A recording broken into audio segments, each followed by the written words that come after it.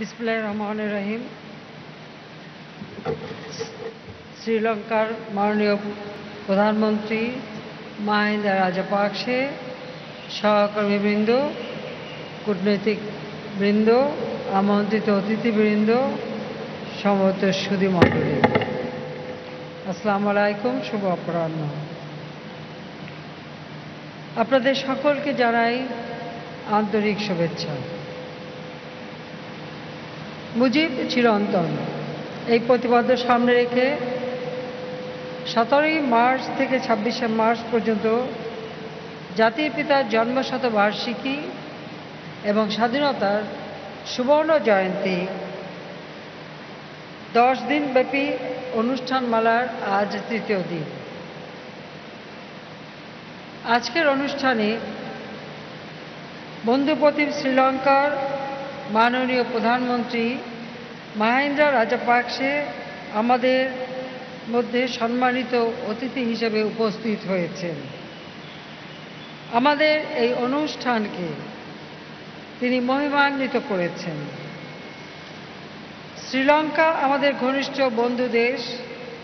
বাংলাদেশ এবং শ্রীলঙ্কা বিভিন্ন আঞ্চলিক এবং আন্তর্জাতিক ইস্যুতে একই ধরনের মনোভাব পোষণ করে এবং আমরা পরস্পরকে সমর্থন ও সহযোগিতা দিয়ে থাকি। মাননীয় প্রধানমন্ত্রী মাহিন্দা রাজাপাকসে বাংলাদেশের একজন অকৃত্রিম বন্ধু এবং তিনি সবসময়ই বাংলাদেশের পাশে অবস্থান করেন। আমিও চেষ্টা করি সেই বন্ধুত্বের প্রতিদান দিতে। বাংলাদেশের জাতির পিতার জন্মশতবার্ষিকী এবং স্বাধীনতা সুবর্ণ জয়ন্তী উদযাপন অনুষ্ঠানে প্রধানমন্ত্রী মাহিন্দা রাজাপাকসের যোগদান তার নিজের এবং শ্রীলঙ্কার জনগণের আমাদের মধ্যকার বন্ধুত্বপূর্ণ সম্পর্কেরই প্রতিফলন। আমি নিজে, আমার সরকার বাংলাদেশের জনগণের পক্ষ থেকে শ্রীলঙ্কার মাননীয় প্রধানমন্ত্রীকে এবং তার দেশের জনগণের প্রতি গভীর কৃতজ্ঞতা ও ধন্যবাদ জানাচ্ছি। আমি আশা করি আমাদের দুই দেশের জনগণের মধ্যে এই বন্ধুত্বপূর্ণ সম্পর্ক ভবিষ্যতেও আরও সুদৃঢ় হবে। একই সাথে আমি ধন্যবাদ জানাই রাশিয়ার পররাষ্ট্রমন্ত্রী সার্গে লেভরভ, যিনি এই অনুষ্ঠানে তার বার্তা পাঠিয়েছেন এবং বাংলাদেশের অকৃত্রিম বন্ধু আরেকটি দেশ, মহান মুক্তিযুদ্ধ এবং যুদ্ধ পরবর্তীকালীন সময় যারা সব সময় আমাদের পাশে থেকেছেন এবং আজকে আমরা যে নিউক্লিয়ার পাওয়ার প্ল্যান্ট তৈরি করছি এটা তাদেরই অবদান, তাকেও ধন্যবাদ জানাই। আমি ধন্যবাদ জানাই মালদ্বীপের মহামান্য রাষ্ট্রপতি, তিনি 17ই মার্চ জাতির পিতার শুভ জন্মদিনের আমাদের যে উদ্বোধন অনুষ্ঠান সেই অনুষ্ঠানে উপস্থিত হয়েছিলেন, সেজন্য বাংলাদেশের পক্ষ থেকে তাকে আমি ধন্যবাদ জানাই। আমি আরও ধন্যবাদ জানাই এই অনুষ্ঠান উপলক্ষে চীনের মহামান্য রাষ্ট্রপতি জিন সিপিং, কানাডার মাননীয় প্রধানমন্ত্রী জাস্টিন ট্রুডো, জাপানের মাননীয় প্রধানমন্ত্রী ইয়োশিহিদে সুগা আমাদের এবং কম্বোডিয়ার প্রধানমন্ত্রী হুন সেন, তারা আমাদের এই অনুষ্ঠানে যে বার্তা পাঠিয়েছেন তার জন্য সকলকে আমি বাংলাদেশের জনগণের পক্ষ থেকে, আমার সরকারের পক্ষ থেকে এবং ব্যক্তিগতভাবে আমার পক্ষ থেকে আন্তরিক ধন্যবাদ জানাচ্ছি। তাদের এই বক্তব্য আমাদের এই অনুষ্ঠানকে আরও প্রাণবন্ত করেছে, মহিমান্বিত করেছে এবং বাংলাদেশের পররাষ্ট্রনীতি জাতির পিতা বঙ্গবন্ধু শেখ মুজিবুর রহমান আমাদের যা দিয়ে গিয়েছিলেন যে সকলের সাথে বন্ধুত্ব, কারোর সাথে বরিতা নয়, সেই বন্ধুত্বেরই আমি মনে করি একটা দৃষ্টান্ত স্থাপন হয়েছে। সুধীমণ্ডলী, আমি গভীর শ্রদ্ধার সাথে স্মরণ করছি জাতির পিতা বঙ্গবন্ধু শেখ মুজিবুর রহমানকে, শ্রদ্ধা জানাই জাতীয় চাঁদ নেতার প্রতি, 30 লক্ষ শহীদের প্রতি, 2 লক্ষ মা বন্ধুর প্রতি সশ্রদ্ধ সালাম জানাই আমাদের মুক্তিযোদ্ধাদের এবং মহান মুক্তিযুদ্ধে যারা সহযোগিতা করেছেন তাদের। ও দেশে বিদেশে যারাই আমাদের পাশে ছিলেন, আমাদের মুক্তিযুদ্ধে সহযোগিতা করছেন, তাদের সকলকে আমাদের আন্তরিক ধন্যবাদ আমি জানাচ্ছি। আজকে বারবার মনে পড়ে আমার বাবার কথা, মায়ের কথা, ভাইদের কথা। আমি গভীর বেদনার সঙ্গে স্মরণ করি 15ই আগস্ট বাংলাদেশের জন্য একটি অত্যন্ত দুঃখের একটি দিন। শুধু বাংলাদেশের রাষ্ট্রপতি জাতিপিতা বঙ্গবন্ধু শেখ মুজিবকে সেদিন হত্যা করা হয়নি, ঘাতকের নির্মম বুলেট কেড়ে নেয় আমার মা বেগম ফজিলাতুন্নেসা মুজিবকে। আমার ছোট ভাই মুক্তিযোদ্ধা ক্যাপ্টেন শেখ কামাল তার নবপরিণীত বধূ সুলতানা কামালকে, আমার আরেক ছোট ভাই লেফটেন্যান্ট শেখ জামাল মুক্তিযোদ্ধা তার নবপরিণীতা স্ত্রী পারভিন রোজি, আমার 10 বছর ছোট্ট ভাইটি রাসেল, তাকেও নির্মমভাবে হত্যা করে। এবং এভাবে আমাদের পরিবারে আমার মেজ ফুপুর বাড়ি, সেজ ফুপুর বাড়ি, ছোট ফুপুর বাড়ি আক্রমণ করে প্রতিটি পরিবারের সদস্যদের নির্মমভাবে ওই দিন হত্যা করা হয়েছিল অথবা ঘাতকের বুলেটে আহত ছিল। যারা তখন শাহাদাত বরণ করেন, আমি তাদেরকে শ্রদ্ধার সাথে স্মরণ করছি। আমার পিতা, জাতির পিতা বঙ্গবন্ধু শেখ মুজিবুর রহমান বাংলাদেশের রাষ্ট্রপতি, তার মিলিটারি সেক্রেটারি ব্রিগেডিয়ার জামিল ছুটে এসেছিলেন, ঘাতকের দল তাকেও হত্যা করেছিল। পুলিশে কর্মরত এএসপি হাসিবুর রহমান, ঘাতকরা যখন সিঁধে উঠতে চায় সে বাধা দিয়েছিল, তাকেও নির্মমভাবে হত্যা করে। সেই দিনের গোলার আঘাতে মোহাম্মদপুরে কয়েকটি পরিবারও সেই দিন আঘাতপ্রাপ্ত হয় এবং সেখানে অনেক সদস্য নির্মমভাবে মৃত্যুবরণ করে। তাদের সবাইকে আজকে দিয়ে আমি স্মরণ করছি। আমার একমাত্র চাচা, তিনি মুক্তিযোদ্ধা ছিলেন, পঙ্গু ছিলেন, ঘাতকের দল তাকেও হত্যা করে। এই হত্যার মধ্য দিয়ে বাংলাদেশের মানুষ মূলত তাদের অধিকার যেমন হারিয়েছিল, আর যারা ক্ষমতা দখল করেছিল তারা বাংলাদেশের মহান মুক্তি সংগ্রাম এবং স্বাধীনতার ইতিহাস থেকে জাতির পিতা বঙ্গবন্ধুর নাম চিরতরে মুছে ফেলার প্রচেষ্টা চালিয়েছিল। কিন্তু সত্যকে কখনো কেউ মুছে ফেলতে পারে না। আজকে দিনে সেটাই প্রমাণিত সত্য। আজকে মার্চ মাস আমাদের দেশের জন্য, আমাদের জাতির জন্য, জাতীয় ইতিহাসের জন্য একটি অনন্য মাস। 1948 সালে মাতৃভাষা বাংলাকে রাষ্ট্রভাষার মর্যাদা প্রতিষ্ঠার যে আন্দোলন শুরু, বঙ্গবন্ধু শেখ মুজিব ঢাকা বিশ্ববিদ্যালয়ের আইন বিভাগের ছাত্র, তিনি এই সংগ্রাম সূত্রপাত করেছিলেন এবং 11ই মার্চ ভাষা আন্দোলন শুরু হয়েছিল।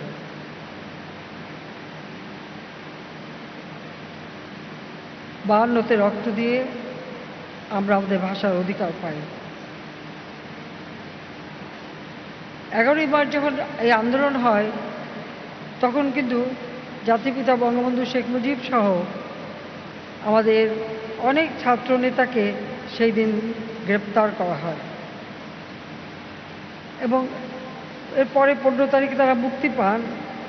কিন্তু সেই মুক্তি পাওয়ার পরপরই আন্দোলন কিন্তু থেমে যায়নি, সে আন্দোলন অব্যাহত থাকে এবং এই আন্দোলনের পথ বেয়ে আমরা এগিয়ে যাই। ঠিক একই সাথে পরপর তিনি 3 বার সে সময় গ্রেপ্তার হন। অর্থাৎ যখনই বাঙালির কথা বলার চেষ্টা করেছেন, যখনই বাংলাদেশের মানুষের অধিকার প্রতিষ্ঠার কথা বলেছেন, তখনই তার উপর নেমে এসেছে চরম আঘাত। কিন্তু জাতির পিতা বঙ্গবন্ধু কখনো থেমে যাননি। তিনি এদেশের মানুষের ভাগ্য পরিবর্তনের সংগ্রাম এগিয়ে নিয়ে গেছেন।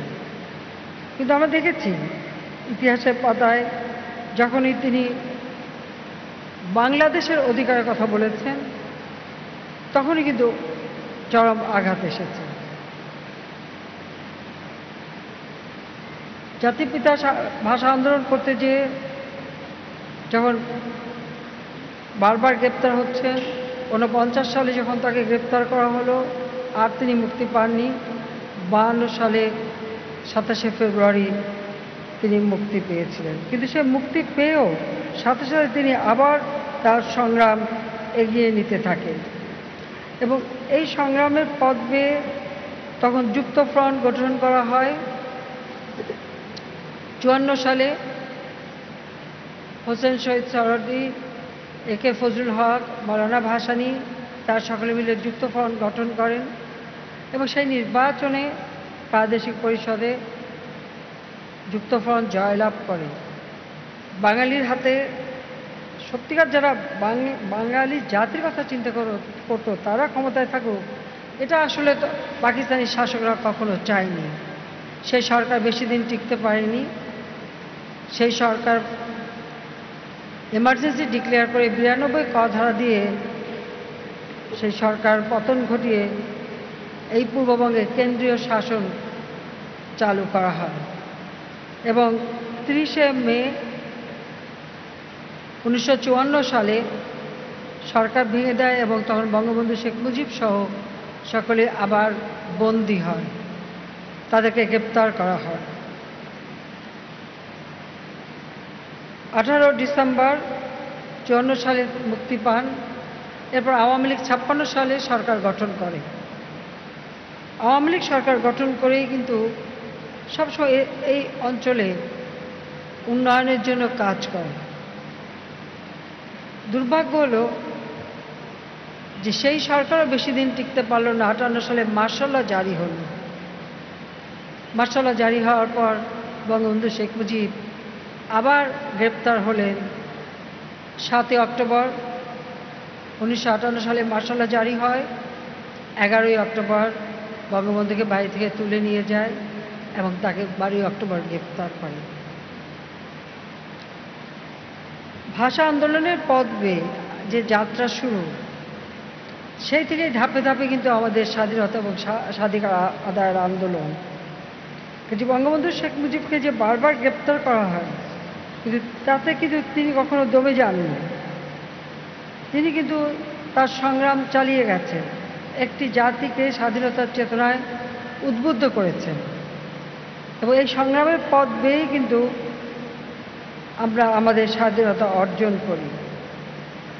কারণ পাকিস্তানি কারাগারে বারবার তাকে যখন গ্রেপ্তার করা হয়েছে, তিনি যতবার বের হয়ে এসেছেন আবার তিনি এদেশের মানুষের অধিকারের কথাই বলেছেন, আর যার ফলে তাকে বারবারই কারাবরণ করতে হয়েছে। আমরা যদি সেই 48 সাল থেকে ধরি যে 11ই মার্চ তিনি গ্রেপ্তার হলেন 48 সালে, আবার 19শে এপ্রিল তিনি গ্রেপ্তার হলেন, 26শে জুন তিনি মুক্তি পান 49 সালে।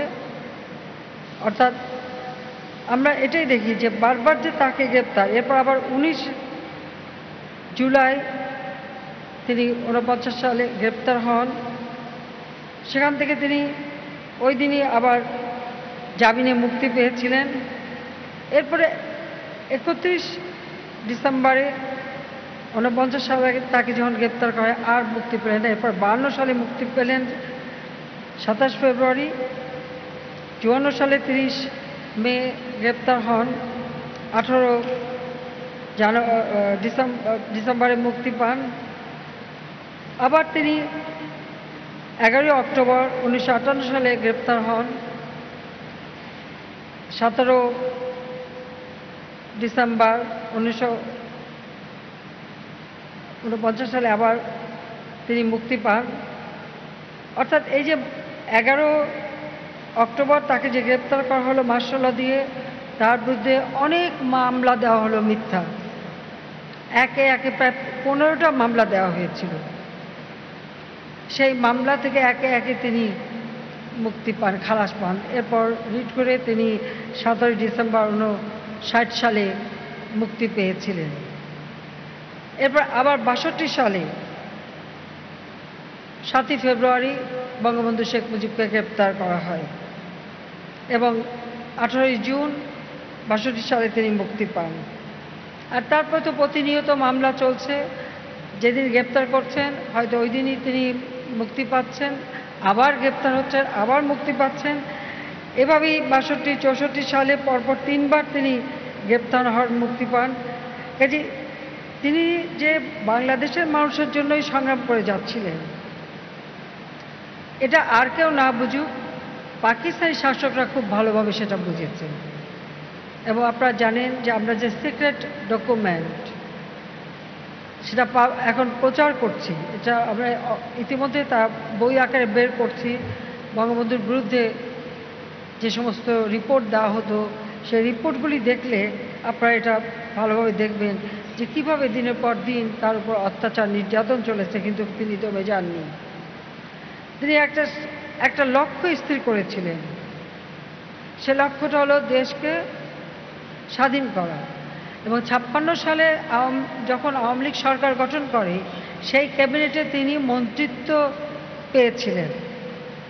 কিন্তু দুঃখের বিষয় হলো পাকিস্তানের প্রতিষ্ঠাতা সভাপতি মৌলানা ভাসানী, আমি দুঃখিত, আওয়ামী লীগের প্রতিষ্ঠাতা সভাপতি মৌলানা ভাসানী 1957 সালে কাকমারি কনফারেন্সের পর তিনি আওয়ামী লীগ ভেঙে দেন এবং ন্যাশনাল আওয়ামী পার্টি নামে আরেকটি দল গঠন করেন। তিনি যখন আওয়ামী লীগ ভেঙে দেন এবং আওয়ামী লীগ থেকে চলে যান, তখন আওয়ামী লীগ সংগঠনটাকে শক্তিশালী করা একান্তভাবে প্রয়োজন ছিল। এবং বঙ্গবন্ধু শেখ মুজিব সেই সময় তিনি কিন্তু মন্ত্রিত্ব ছেড়ে দিয়ে দলের সাধারণ সম্পাদকের পদে তিনি ছিলেন, সেই পদ নিয়ে তিনি পান এবং মন্ত্রিত্ব ছেড়ে দেন আওয়ামী লীগ সংগঠনকে শক্তিশালী করে গড়ে তোলার জন্য। কারণ তিনি জানতেন যে যে কোনো একটা অর্জন করতে হলে একটা শক্তিশালী সংগঠন দরকার।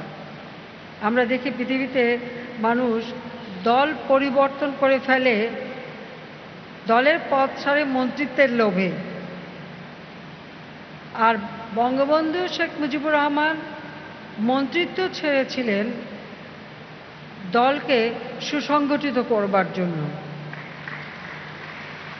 এ দৃষ্টান্ত আসলে খুব কমই পাওয়া যায়, কিন্তু তার জন্য তাকে অনেক নির্যাতনেরও শিকার হতে হয়, কিন্তু সব কিছু তিনি মেনে নিয়েছিলেন এবং এভাবেই তিনি এদেশের মানুষকে ঐক্যবদ্ধ করতে পেরেছিলেন। টুঙ্গিপাড়ার একটি অজপাড়াঘাট, যেটা গোপালগঞ্জ, তখন একটা মহকুমা, ফরিদপুর জেলা, তারই একটি গ্রাম। সেই গ্রামে বঙ্গবন্ধু শেখ মুজিবের জন্ম এবং তিনি সেখানে পড়াশোনা করেছেন গোপালগঞ্জে এবং এরপরে কলকাতায় পড়াশোনা করেন। তখন থেকে একটা স্বাধীনতার চেতনা বা দেশের মানুষের দুঃখ কষ্ট দুর্দশা দেখে সেই দুর্দশা লাঘব করবার জন্যই যেন তিনি সব সময় ব্যস্ত ছিলেন।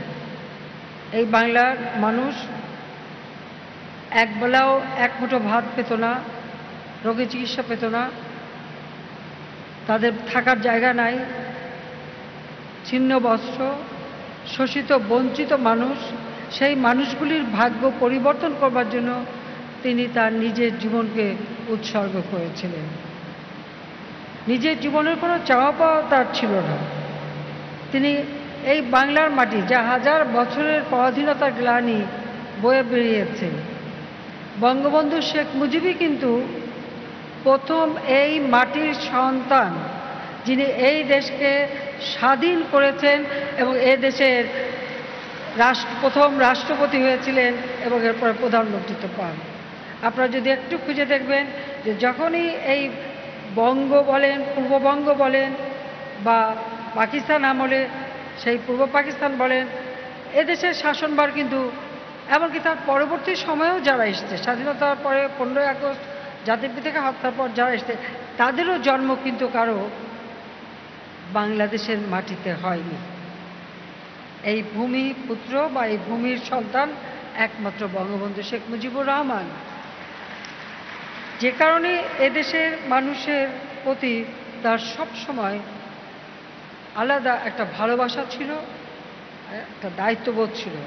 এবং তিনি খুব সৌভাগ্যবান ছিলেন যে তার পিতা মাতা সব সময় তার পাশে ছিলেন, তাকে সহযোগিতা করেছেন।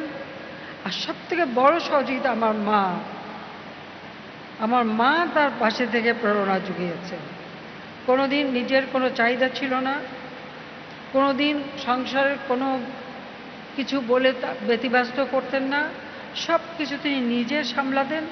যখন আমার বাবা জেলে থাকতেন, দল সংগঠন সব কিছু তিনি নিজে করতেন। তো এই ধরনের পাশে একজনকে সবসময় পেয়েছিলেন বলেই কিন্তু তিনি তার সংগ্রাম এগিয়ে নিয়ে যেতে পেরেছিলেন এবং এদেশের মানুষকে মুক্তি দিতে পেরেছিলেন। ঐতিহাসিক ৭ই মার্চের ভাষণ, যে ভাষণে সেই ঐতিহাসিক বাণী, এবারের সংগ্রাম আমাদের মুক্তির সংগ্রাম, এবারের সংগ্রাম আমাদের স্বাধীনতা সংগ্রাম, এই আহ্বান দিয়েই কিন্তু তিনি বাংলাদেশের মানুষকে সকল প্রস্তুতি নেবার নির্দেশনা দিয়ে দিয়েছিলেন। আর সেই ৭ই মার্চের ভাষণ দেবার পূর্বে আমার মা তাকে বলেছিলেন, কারো কথা শুনতে হবে না, তোমার মনে যে কথা থাকবে সেই কথাই তুমি বলবে, কারণ বাংলাদেশের মানুষের জন্য তুমি সংগ্রাম করেছ। কিন্তু আপনারা দেখুন, ঠিক সেই কথাই হয়েছে। আর আজকে সেই ভাষণ বিশ্ব ঐতিহ্যে দলিলে স্থান পেয়েছে, যা একদিন দুর্ভাগ্য আমাদের যে বাংলাদেশের এই ভাষণ কিন্তু একসময় নিষিদ্ধ করা হয়েছিল। কিন্তু আজকে ইতিহাস থেকে কিন্তু ৭৫ 15 আগস্টের পর স্বাধীনতার ইতিহাস থেকে বঙ্গবন্ধু শেখ মুজিবের নামটা মুছে ফেলা হয়েছিল, ভাষা আন্দোলনের ইতিহাস থেকে মুছে ফেলা হয়েছিল। ৭৫-এর পরে একের পর এক মিলিটারি ডিক্টেটর অথবা তাদের দোসররা যে ক্ষমতা এসেছে, স্বাধীনতা বিরোধীরা ক্ষমতা এসেছে, জাতির পিতা বঙ্গবন্ধু শেখ মুজিবকে যারা হত্যা করেছে, তারা যারা ক্ষমতা এসেছে, তাদের একটাই ভয় ভীতি, ওই একটি নাম নিয়ে। কাজেই তারা ২১টা বছর সবই নিষিদ্ধ করে রেখেছিল। কিন্তু যে সংগঠন জাতির পিতা গড়ে তুলেছিলেন, এই সংগঠন আওয়ামী লীগ কিন্তু সেই আদর্শ নিয়েই চলেছে।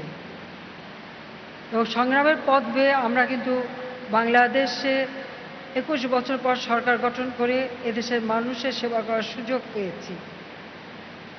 যে বাংলাদেশ একসময় বিশ্বের কাছে বলতে গেলে হাত পেতে চলত,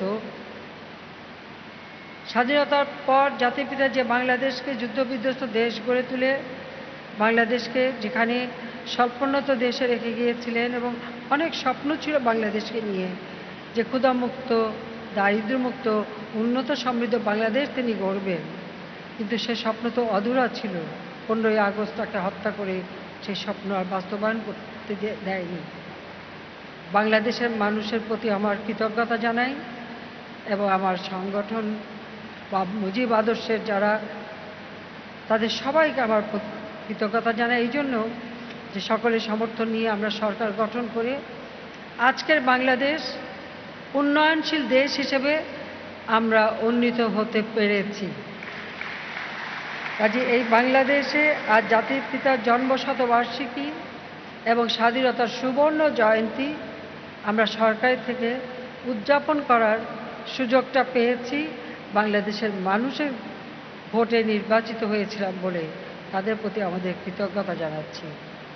সেই সাথে এই অনুষ্ঠানে যারা যোগ দিয়ে অনুষ্ঠানকে মহিমান্বিত করেছেন, তাদের সবাইকে আমরা আন্তরিক ধন্যবাদ জানাচ্ছি। আমাদের অনুষ্ঠান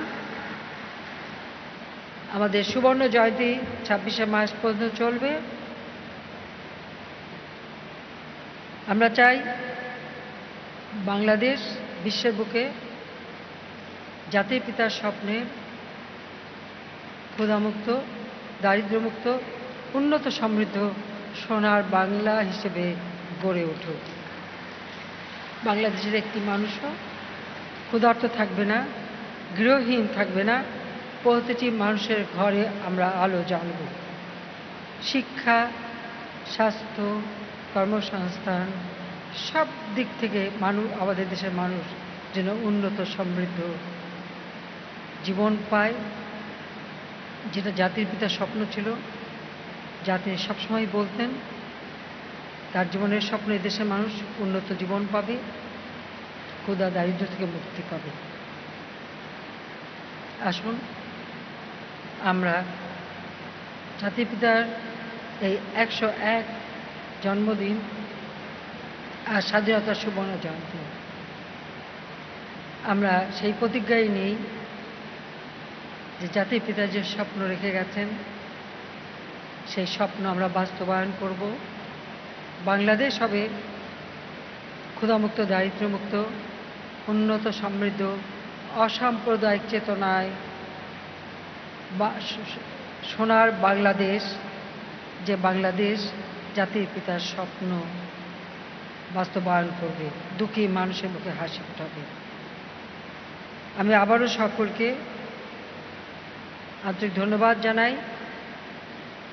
এবং এই অনুষ্ঠানে আয়োজন যারা করেছেন তাদেরকেও আমার আন্তরিক ধন্যবাদ এবং যারা উপস্থিত রয়েছেন সবাইকে ধন্যবাদ। এবং আবারও আমি শ্রীলঙ্কার মাননীয় প্রধানমন্ত্রী মহেন্দ্র রাজাপাকসেকে আন্তরিক ধন্যবাদ জানাচ্ছি আমাদের এই অনুষ্ঠানে এসে তিনি এই অনুষ্ঠানকে মহিমান্বিত করেছেন। খোদা হাফেজ। জয় বাংলা, জয় বঙ্গবন্ধু, বাংলাদেশ জয়।